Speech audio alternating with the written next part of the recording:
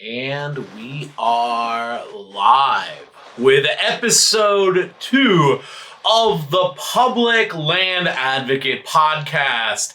This is your host, Mr. Mick, or Professor Mick, back here to talk to you about one of America's greatest resources, public land, and how we are all public land trustees.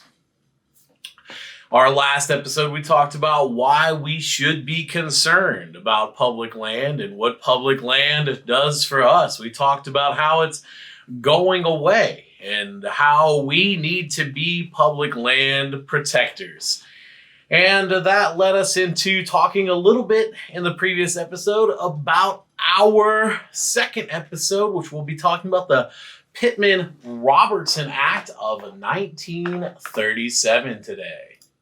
The Pittman Robertson Act is also known as the Wildlife Restoration Act of 1937, and it was originally passed to ease habitat degradation and restore game due to market hunting pressures. And we're going to get into why it is an important issue today on the Public Land Advocate podcast. But first, I wanted to address a couple of questions that listeners had from our first episode. And I think these are some important things that we should be thinking about as we think about public land. And one of the questions that was raised is, why should we want to focus on public land? And the answer is very simple, is that public land benefits all of us. If we didn't have any public land, there would be no public parks, there'd be no city parks, there'd be no state parks, no national parks, there'd be no or little access to be able to fish, hunt, camp, hike, forage, and do those things. And a second question that was raised off of this from those of you out there listening was, why should we care about public land and voting for public land when there's already companies out there designed to work on public land, such as Ducks Unlimited, Pheasants Forever, the Rocky Mountain Elk Foundation, the National Wild Turkey Foundation, the list goes on and on. And we would like to thank all of those organizations for doing such amazing things as a part of what we're doing here. We find it to be an incredible investment of time, energy, and effort that those organizations are going through in order to do this. But why should we care when so many of you already pay your taxes and already donate to those organizations? Well, the answer is simple. We all have to chip in. And sometimes it's not about chipping more money into the pot that's already there. We'll actually talk about this in future episodes. But it's about getting out there and holding people accountable for what they are saying about public land. One of the biggest talking points of one of the political parties out there is protecting gun rights. And when we were out on opening weekend of duck season and opening week of duck season here in Oklahoma, we had the opportunity to talk to DNR, or as we call it in Oklahoma, the Department of Wildlife and Parks. We talked to hunters and we talked to people who happen to be out enjoying public land on those days. And all of them seem to be under the guise that if you vote for one specific political party, the phrase guns also meant protecting what guns are used for. And that's not always the case. It's about making sure that the political system that we have, until changed, works for us as the public land trustees and provides these opportunities for us as a part of our tax-paying regimen. So, next time a politician says a buzzword and you want to ask a question about specifically what does that mean, write your senators at the state level, write your city representatives, and make sure that they are using your tax dollars for the public land projects that you want to be seen and you want to use. and you want your children to use, and you want your neighbors to use, and you want everyone to use. Because remember, if we don't use it, we lose it. Those were the two biggest questions that we had. Let's go ahead and jump into the Pittman Robertson Act of 1937. This act has gone through multiple iterations of what it is and what we're actually going to be doing. And one of the biggest success stories is what is coming up this next weekend for opening weekend in Kansas and opening weekend this weekend in Oklahoma. Rifle season for white-tailed deer. Many people say that white-tailed deer are overpopulated. Well, now we have more opportunities at trophies more than ever, and you can thank the Pittman Robertson Act of 1937 for working to restore and understand whitetail breeding habits, and what it takes to make deer grow bigger and better racks so that we can hang them on our wall and have a little bit of fun telling deer camp stories. Not to mention that, but some of you may have noticed that wild turkeys have made an astounding comeback from the 1960s to present and are now, again, in danger. Well, the Pittman Robertson Act was there to help and establish a wild turkey population and actually gave birth to the National Wild Turkey Foundation, NITO. Also, we can thank the resurgence in the population of wood ducks and black ducks, the pintail population, which according to Ducks Unlimited survey this year was the only species of duck to have had a positive population growth instead of being in the negative. All of these projects were started by the Pittman Robertson Act and its future iterations from 1937, and it is an important part of our public land journey today.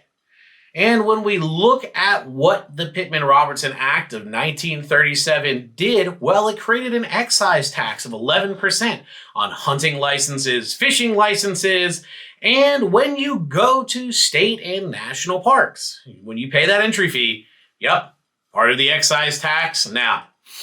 And what that did is it went into a national level fund that you could apply for as a state organization.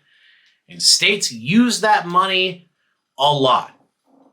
And it's great because it creates about $11 billion annually, according to the Bureau of Land Management from their recent survey and study about the Pittman Robertson Act published this year.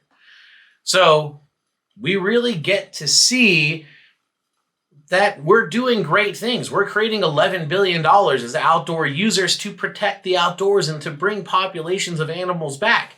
But it's not just hunting and fishing that benefits from this. By restoring habitat, we create better ways for all animals to come back as a part of the Pittman Robertson Act.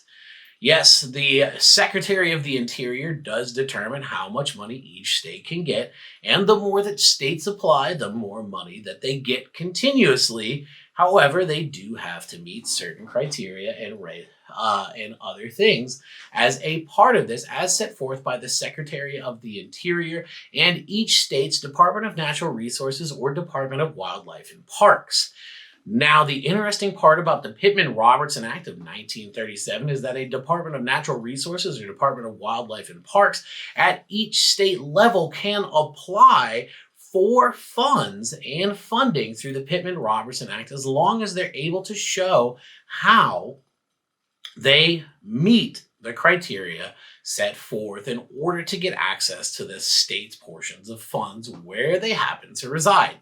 One state that is a massive success story for the Pittman Robertson Act is the state of Kansas and the Kansas Department of Wildlife and Parks, who worked tirelessly for the past 30 years to maintain and increase wild pheasant populations.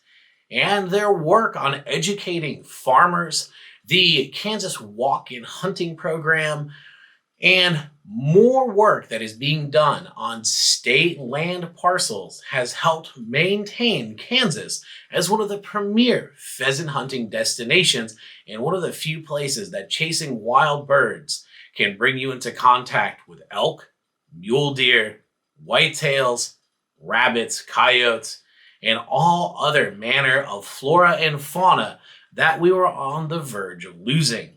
Kansas is a fantastic success story for why the Pittman Robertson Act is integral at the state level for maintaining our public land. The same with the state of Colorado, Idaho, Iowa, Minnesota, North and South Dakota, Montana, Wyoming, Oregon, Washington, Ohio, the state of New York, and many other states are all success stories for the Pittman Robertson Act. And I think it's important to note that when we look at the states that are success stories, it doesn't matter whether they're red states or blue states, as there's an equal number of both that are incredibly successful in using these funds to get public land to come back and to have a better public land access program for their citizens. And just as there are successful states, there are also states that are struggling. And that's where they need our help, to make sure that we're there to use it, to talk to them, and to write our Department of Natural Resources or Department of Wildlife and Parks in order to get this done. Now, when we look to some more about the economics behind the Pittman Robertson Act, the idea behind the act was that creating more and better hunting experiences for people through habitat management, hunter education, more taxable items will be purchased. And from when it was started in 1937 during the Great Depression, people were outraged that you were going to take 11% of the money that they spent on their hunting and fishing licenses and give it to the federal government, a government that people at that time viewed as having failed them. Well, if you like to hunt elk, mountain lions, black bears, elk, or cougars, and who doesn't like a cougar every now and then? Well, you're in luck, because all of those are success stories. The state of Oklahoma has an amazing success story in the Wichita Mountains in terms of reintroducing elk to the state of Oklahoma. But it's not just Oklahoma. It was Tennessee, North Carolina, and many other states have reintroduced and moved Rocky Mountain elk populations to those states. And, well, soon many of those states are going to have huntable populations. And if you didn't draw a tag this year in Oklahoma, remember, tags open around April 15th to April 22nd for you to put in for your drawing for a chance to go on a once-in-a-lifetime hunt. And anyone, no matter what state you're from, can enter into that drawing, much to the chagrin of some people. And if you're like me, you'll enter every drawing that you can get and brick on every tag that you entered for. But hey, I'd rather make sure that that $5 that I pay for each entry goes to the State Department of Wildlife and Parks in order to have more opportunities next year. So, let's continue. When we talk about the Pittman Robertson Act, we cannot talk about it without talking about organizations that it's inspired. How many of you listeners out there are members of Ducks Unlimited, Delta Waterfowl, the Rocky Mountain Elk Foundation, the National Wild Turkey Federation, Pheasants Forever, Quail Forever, the National Deer Association, the North American Fishermen's Club, or NAFC? I hope all of you are nodding along at this point and saying that you're a member of at least one of those organizations, because all of those took inspiration from the Pittman Robertson Act of 1937 and have made major changes and inputs into each of the 50 states and Canada. Well, not just Canada, but also Mexico. Because you see, hunting isn't just for us inside the great 50 states of the United States. Our neighbors also have benefited from the Pittman Robertson Act of 1937, including helping restore the eastern North American moose population, also the mountainous bighorn and desert bighorn sheep populations that range from Mexico all the way through the United States up into Canada and Alaska.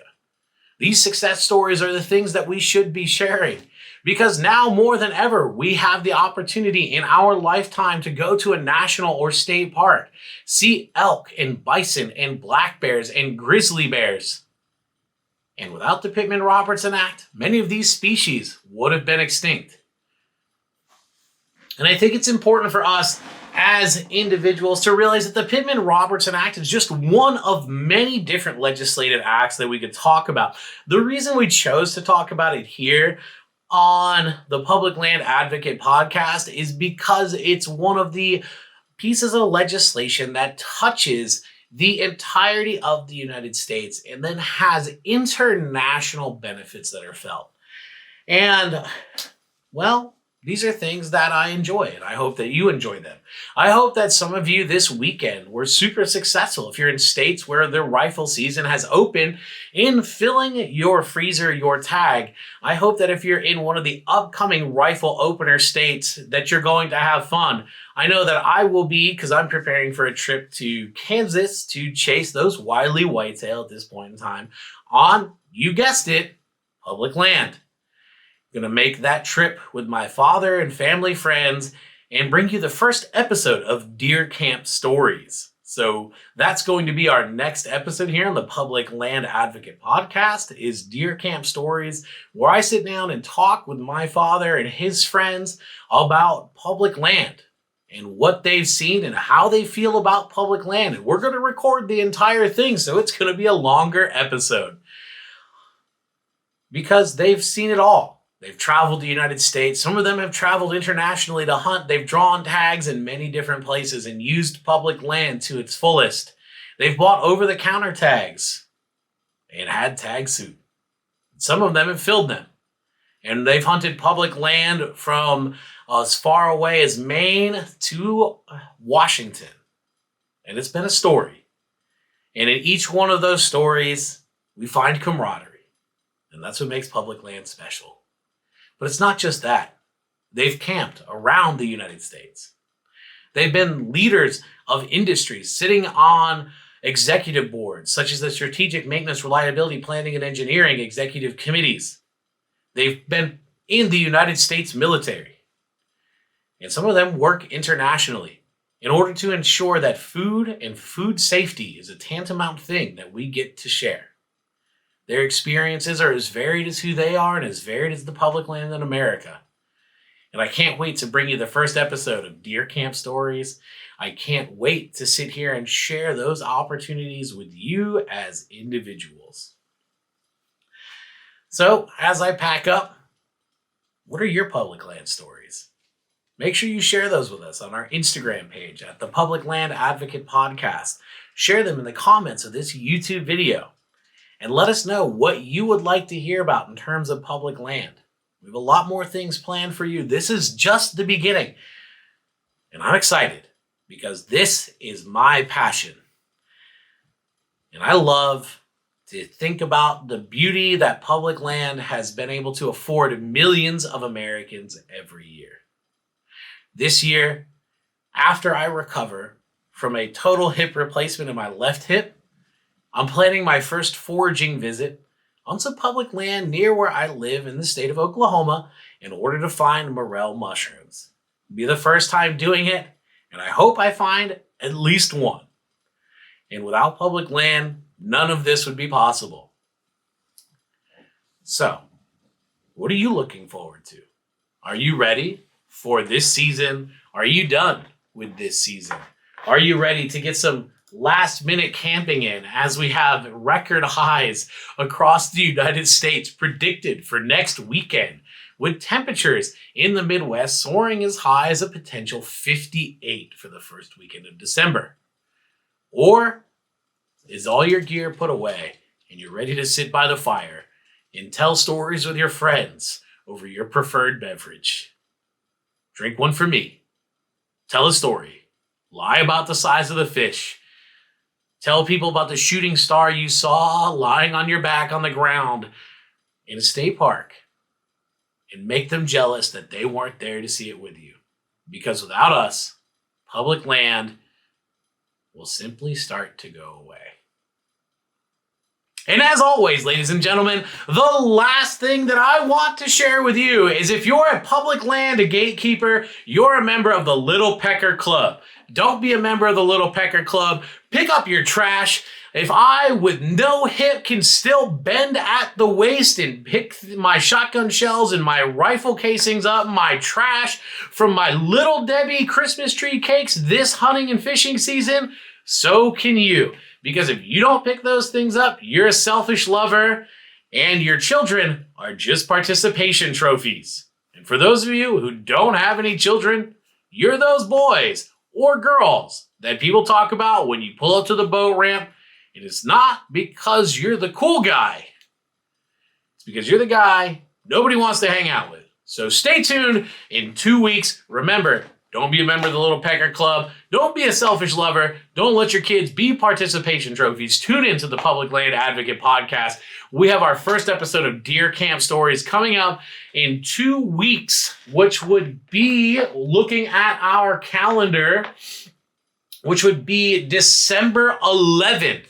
2 days before I go into hip surgery and part of Oklahoma's waterfowl second split. Hopefully the divers have showed up. Maybe they've shown up. I don't know, but I'm going to try to find someone that day and see if we can record that. Head over to our Instagram. And if you're on YouTube, make sure you like and subscribe. If you're listening to us on Podbean, go ahead and subscribe for notifications. We're bringing you the fun part about public land, and we can't wait until it's the summer and we're sweating in a sleeping bag, listening to the sound of mosquitoes. This is Professor Mick signing off on the Public Land Advocate Podcast, Episode 2. Have a wonderful day and get out there. Enjoy public land.